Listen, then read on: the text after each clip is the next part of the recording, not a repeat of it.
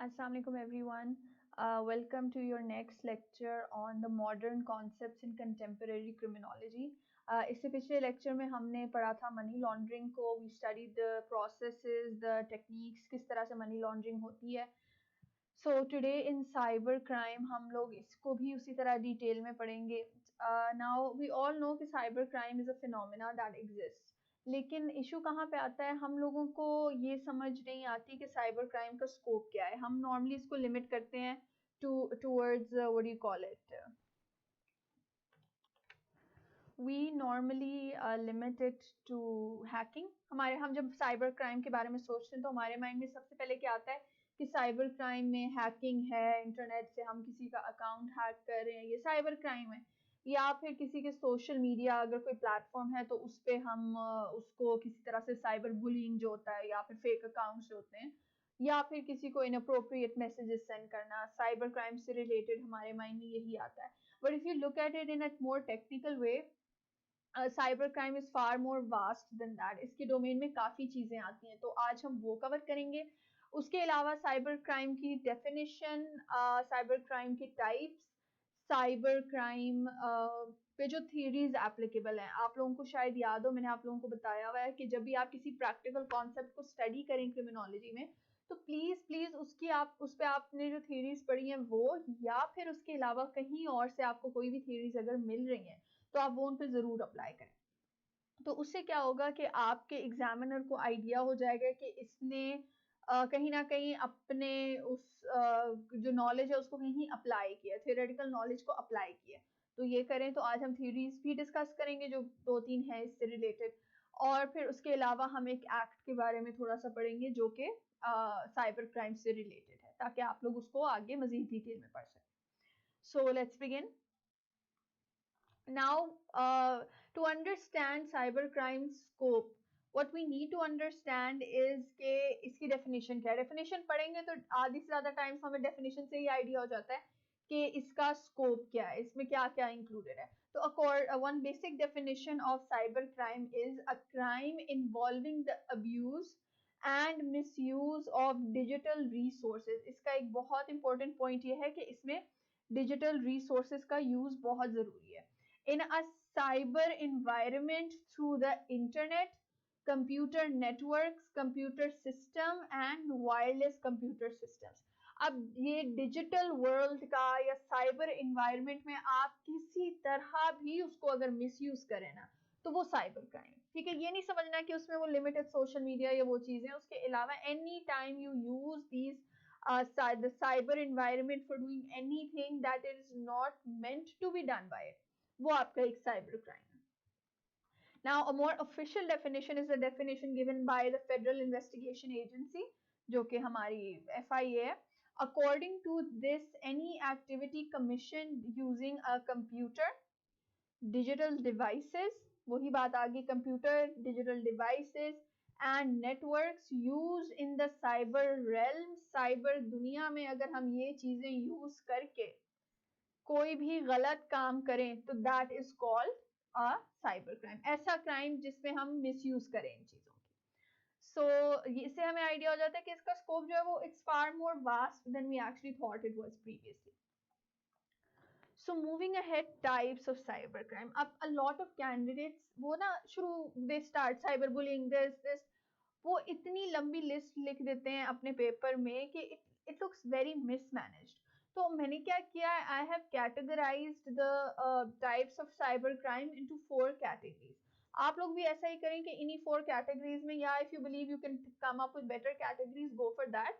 लेकिन बजाय इसके कि आप एक 10-12 पॉइंट्स की लिस्ट शुरू कर दें on the types of cyber crime या एग्जांपल्स ऑफ साइबर क्राइम, आप कोशिश करें आप उसकी कैटेगरीज बना लें. So I am going to introduce you to the categories I made.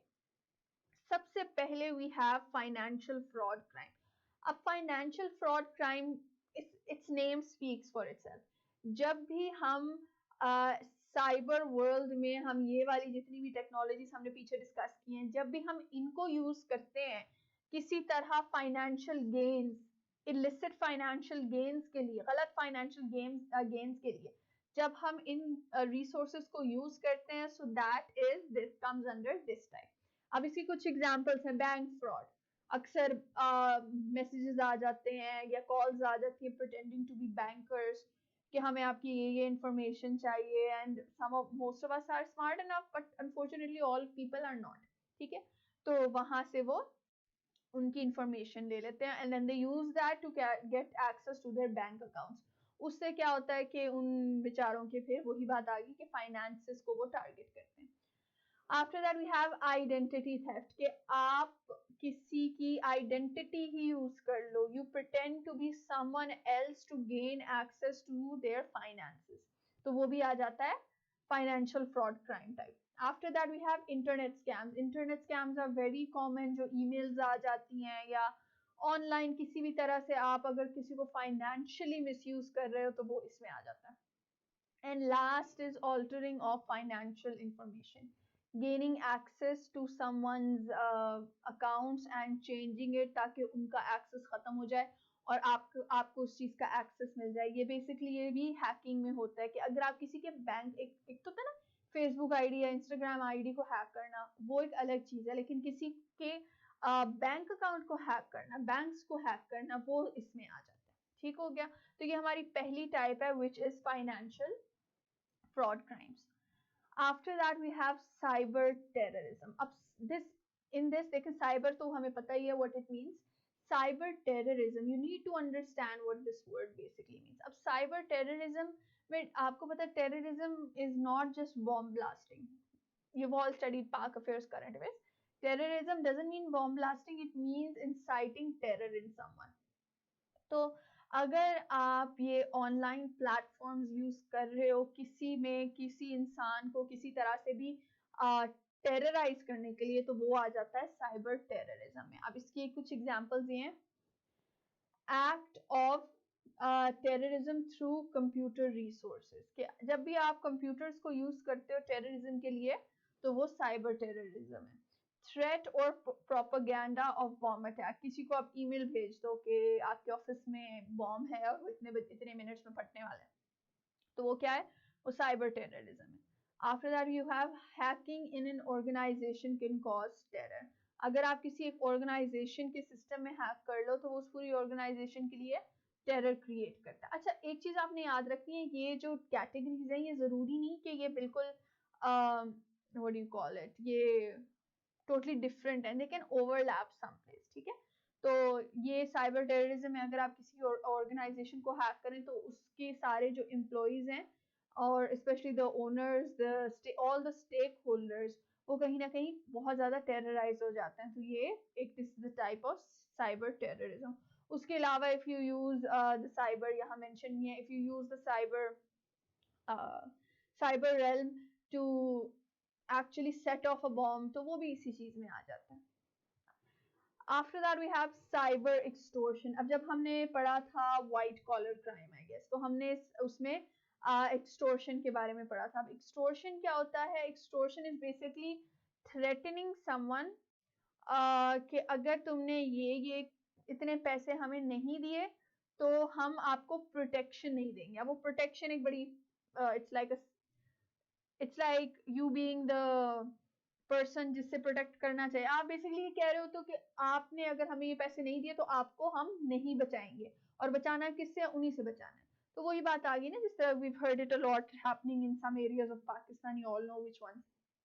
Cyber extortion में क्या होता है, इसमें नॉर्मली क्या होता है कि जो हैकर्स होते हैं वो किसी कंपनी की किसी की वेबसाइट को या अकाउंट को या उनको हैक करके और कहते हैं कि we are going to disable your website unless you give us this much amount. तो ये सारा कुछ आ जाता है doing extortion using using the cyber world. When any service और एक्सेस इज डिनाइड, या आप उनकी वेबसाइट ही बंद कर दो, अनलेस मनी और information is provided to the hacker. Like traditional extortion, जिस तरह ट्रेडिशनल एक्सटोर्शन होती है, they offer protection. Protection is written in these quotation marks because we all know कि ये जो protection होती है it's not actually protection. And the last is cyber warfare. This is a category a lot of us do not know about. अब normally क्या होता है कि जब आप एक पूरे स्टेट के अगेंस्ट साइबर अटैक करते हो तो वो आ जाता है साइबर वॉरफेयर में। अब इसकी दो एग्जांपल्स मैंने यहाँ पे लिखी है. Number one is the 2015 Ukraine power grid attack. Basically, I believe there were three power grids of Ukraine that were hacked और उनको disable कर दिया गया था और उस सारे एरिया में there was a power outage. तो उसकी वजह से क्या हुआ? This is called cyber warfare. कि आप एक जनरल पब्लिक को, अब it's not clear कि ये किसने किया, लेकिन नॉर्मली जब इतने हाई लेवल पे या इतने वास्ट लेवल पे इस तरह का अटैक होता है तो वो normally it's one state against another. इसी तरह you have the 2007 Estonia attack. It's not a physical attack, it was a cyber attack, और जिसमें अलॉट मतलब जो उनकी बेसिक उस पूरे एरिया की जो क्या कहते हैं एनीथिंग दैट वाज साइबर ना, it was all hacked. Bank accounts क्या, टीवी चैनल्स क्या, इंटरनेट क्या, each and everything was hacked. So this was during Estonia's had some conflict with Russia, तो ये उस टाइम में हुआ था. तो I guess you all can see the similarity over here. खैर उसके अलावा these are two examples of cyber warfare. If you can quote any more, do quote them. Otherwise, briefly read through these so that you have some extra knowledge. So these were the four types of cyber crime. अब इससे आपको idea हो गया कि cyber crime की क्या-क्या domains हैं. Now let's talk about the theories that are applicable to cybercrime. कौन-कौन सी ऐसी theories हैं जो हमें बताती हैं cyber crime क्यों होता है? Number one, strain theory. Now जो especially जो financial fraud crimes होती हैं वो basically it's a type of white collar crime. ठीक है, वो white collar crime से काफी overlap करती है. तो उसमें क्या होता है, जो hackers होते हैं जो finances के लिए इस तरह के schemes करते हैं वो बेसिकली करते किस लिए, ताकि उनको ज्यादा पैसे मिले. और हमने ये पीछे स्ट्रेन थ्योरी में पढ़ा था कि स्ट्रेन थ्योरी में होता क्या है, you want to achieve something, society puts a pressure on you to achieve that thing, but you are not able to do it in the traditional manner. So what do? You go for alternate means. अब उसमें क्या होता है, which alternate means do they go for? They go for cyber crime. So this is how the strain theory aims at explaining why cybercrime occurs. The second is the social learning theory. Normally, if you get the company of people who are more into these sort of crimes, जब आप उनके साथ रहते हो, आप उनसे सीखते हो, तो फिर क्या होता है, आप कहीं ना कहीं आपके अंदर वो you learn to become a cyber criminal. And the last is the bond theory. अब bond theory, how is it applicable? Normally हम क्या देखते हैं कि people who are hackers or who prefer this type of lifestyle, दो type के होते हैं ना. एक तो वो बिल्कुल एवरेज लोग होते हैं जो सोसाइटी में मिले हुए, उनके पीछे वो नॉर्मली होती है स्ट्रेन थ्योरी, बिकॉज वो सिर्फ उनका पैसा मोटिवेशन होता है. some other people, जो some hackers, they basically do this is their hobby. They're basically kind of cut off from the rest of the world. उनकी वो जिस तरह मूवीज में नहीं दिखाते कि they're like a bit of वो nerds होते हैं, थोड़ा isolate feel करते हैं, तो वो क्या होता है कि उनकी सोसाइटी से उस तरह की बॉन्डिंग नहीं होती, उनकी उस तरह से फ्रेंडशिप्स और रिलेशनशिप्स नहीं डेवलप हुए होते. They prefer to stay in solitude, और उस सॉलिट्यूड में रहने की वजह से दे मूव टूवर्ड्स, जिस तरह हर किसी का एक डिफरेंट हॉबी होता है ना, उनकी ये हॉबी बन जाती है. This is their escape from the world. तो उससे क्या होता है, because of the lack of those bonds, उससे क्या हुआ, दे बिकम हैकर्स. ठीक है, और they move towards cyber crime. Okay, so after this we are moving ahead to the Prevention of Electronic Crime Act. This was an act that was introduced in Pakistan in 2016. This act covers अब इससे पहले ना there were actually 3 different acts. I cannot recall the name, लेकिन पाकिस्तान में 3 ऐसे acts थे जो bills थे जो introduce हुए, but they were not implemented. ठीक है, वो they were not approved. The first proper act we have for the prevention of electronic crime, that was this act which was introduced in 2016. So let's go over some of its salient features. Number one, अच्छा ये salient features मैं क्यों discuss कर रही हूँ, एक तो आपको इसकी पनिशमेंट्स का आइडिया हो जाएगा, दूसरा आपको आइडिया हो जाएगा कि हमारी जो साइबर क्राइम एक्ट है साइबर क्राइम के अगेंस्ट, वो किस किस डोमेन के साइबर क्राइम को टैकल कर रहा है, ताकि आप इसमें एक अच्छा सा एनालिसिस अपना अप्लाई कर लें. ठीक है, बना लें अपना. तो उससे क्या होगा कि जब आप एक या दो इससे रिलेटेड न्यूज आर्टिकल्स पढ़ेंगे आपको आइडिया हो जाएगा कि what are the shortcomings in this. सिर्फ उनके फीचर्स को एक्सप्लेन करना जरूरी नहीं होता, उसके सेलियंट फीचर्स बताने जरूरी नहीं होते, ये भी बताना जरूरी होता है कि how effective it is.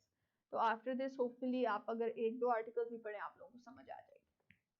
Alright, up to 5 year imprisonment and PKR 10 million, मतलब 10 million, okay, so 1 crore rupees, right, I guess, fine or both for hate speech or trying to create disputes and spread hatred on the basis of religion or sectarianism। कि अगर आप कोई religiously controversial चीज online अगर post करेंगे और किसी ना किसी तरह हेट प्रमोट करेंगे, तो दिस इज बेसिकली ये वाला जो पहला पार्ट है, this is against hate speeches and this is against religious and sectarian violence. तो उस पे आपको ये मिलेगा। तो पहला is hate speech on religious and sectarianism. Second is up to 5 year imprisonment and PKR 5 million fine for both or both for transferring or copying of sensitive basic information। अगर आप इस तरह की information किसी की कॉपी करें और उसको आगे कहीं और भेजें जो किसी की किसी तरह से भी sensitive है, focus on sensitive, ठीक है, and it can be for anyone in any way, तो उस तरह उस केस में आप पे ये अप्लाई होगा। तो now we have two things, hate speeches and spreading of sensitive information. up to PKR 50,000 fine for sending messages irritating to others or for marketing purposes. If the crime is repeated, the punishment would be 3 months imprisonment and a fine of up to PKR 1 million rupees। अब देखिए इसमें और उसमें क्या फर्क था कि पहले these were both very serious crimes जो कि कह लें आप एक नेशनल लेवल तक वो हार्मफुल हो सकते हैं। This is more like this is related to cyber bullying. ठीक हो गया, इसमें आपकी साइबर बुलिंग आ जाती है। तो उसके अगेंस्ट क्या हो रहा है, उसके अगेंस्ट पहले तो आपको एक वार्निंग मिलती है, फिर ये फाइन हो सकता है, और फिर अगर फिर भी ना बाज आए फिर आप पे ये ज्यादा बड़ा फाइन और इम्प्रिजनमेंट हो सकती है। up to 3 year imprisonment and a fine of $500,000 rupees for creating a website for negative purposes। अब वेबसाइट हो या आप किसी भी गलत पर्पस के लिए एनीथिंग इलीगल, अगर उसके लिए आप कोई वेबसाइट बनाएं या व्हाटएवर किसी भी गलत मकसद के लिए, तो उस पे आपको ये फाइन हो सकता है। up to 1 year imprisonment or a fine of PKR 1 million for forcing an individual for immoral activity or publishing an individual's pictures without consent, sending obscene messages or unnecessary cyber interference। अब ये आ जाता है normally जो हमारे illicit content जो होता है वो लोगों का इस तरह सीक्रेटली पब्लिश हो जाता है, या फिर लोगों को जिस तरह अक्सर लड़कियों को ब्लैकमेल किया जाता है इस तरह से, एंड दे आर फोर्स, वही बात आ गई ना, forcing an individual for immoral activity, कि आप उसको ब्लैकमेल कर रहे हो यूजिंग दीज कि हम ये वायरल कर देंगे if you don't do this और if you don't cooperate with us. या फिर आप उसकी ऑनलाइन वेबसाइट्स पे अगर कोई भी किसी तरह की इंफॉर्मेशन या पिक्चर्स और कंटेंट व्हाटएवर उनकी मर्जी के बगैर लगा रहे हैं, उनकी कंसेंट के बगैर लगा रहे हैं। सेंडिंग ऑब्सीन मैसेजेस, अगर आप किसी को इमोरल टाइप के मैसेजेस भेज रहे हैं, पिक्चर्स भेज रहे हैं, तो वो जो सारा है उस पे आपको ये फाइन्स और ये चीजें आप पे अप्लाई होती हैं। After that, we have up to 7 year imprisonment, a fine of 10 million rupees or both for interfering in sensitive data information systems। अगर आप किसी की systems पे hack कर लें, अब ये basically related है hacking से related है, अगर आप ये काम करें तो फिर इस पे आपको ये सजा है, 3 months imprisonment for or 50,000 rupees fine or both for accessing unauthorized data। ये भी हैकिंग से रिलेटेड है। ये जब आप उनके पूरे इंफॉर्मेशन सिस्टम को हैक करते हो, और ये उनके जब लिमिटेड कुछ डाटा को हैक करते हो जो ऑफ लिमिट होता है। 3 year imprisonment and a fine of rupees 5 million for obtaining information about an individual's identity, selling the information or retaining it with self। कि अगर आप किसी की पर्सनल इंफॉर्मेशन, ये बेसिकली है किसी की प्राइवेट प्रोफाइल्स को हैक करना, ये थोड़े पब्लिक उस पे हैक है, वेबसाइट्स को या बिजनेसेस को हैक करना, और ये जो है ये प्राइवेट हैकिंग है, उसको आप अपने पास रखो ऐसी इंफॉर्मेशन को या उसको आगे फैलाओ, तो ये उस पर अप्लाई होता है। Up to 3-year imprisonment and a fine of $500,000 for issuing a SIM card in an unauthorized manner। अगर आप एक इलीगल तरीके से कोई सिम लो या किसी और के नाम पे लो या whatever, किसी भी तरह आप अगर unauthorized सिम लो तो उस पर आपको इतनी ज़्यादा सजा है। And why is it? देखो it's a pretty मतलब heavy fine compared to this, right? तो why is that so? Because SIMs and these mobile networks और आपका जो मोबाइल डाटा है that is used to catch criminals. तो अगर आप इस तरह के काम कर रहे हो और आप अनऑथराइज्ड वे में कोई सिम ले रहे हो, तो इसका मतलब है you're planning on doing something illegal, जिसमें आप चाह रहे हो आपका नाम ना आए। तो this is basically a way of stopping further higher level illegal activities। Up to 3-year imprisonment and a fine of rupees 1 million for making changes in a wireless set और a cell phone। कि जब आप इस तरह की, ये भी वही, ये दोनों इस तरह से illegal हैं because they stop further crimes। कि आप ये दोनों तरीके हैं ना to find proper criminals। If you try to mess up these things, if you try to find alternate different ways of doing it, secret ways of doing it, तो फिर इसका मतलब है आपका कोई और मकसद है ना इसके पीछे, आप कुछ और crime commit करना चाह रहे हो। तो if you plan, उसको रोकने के लिए ये दो clauses add किए गए। So this marks the end of our lecture on cybercrime। Do study it in detail because ये काफी relevant है आजकल। और I hope you understand now कि हमारी ये जो act है how relevant it is and what is its scope। इसको पढ़ें एक दफ़ा, फिर एक ये भी ज़रूर पढ़ें कि क्या ये उस तरह से अप्लाई होता है एक आम बंदे के लिए, for a person like me और अ पर्सन लाइक यू। हमें क्या, हमारे लिए इतना इजी है किसी पे इस एक्ट के थ्रू किसी पे लीगल वे परस्यू करना। तो ये इसको ज़रूर पढ़ें and try to understand how applicable and relevant it is today। So see you in the next lecture that will be about gender based crimes।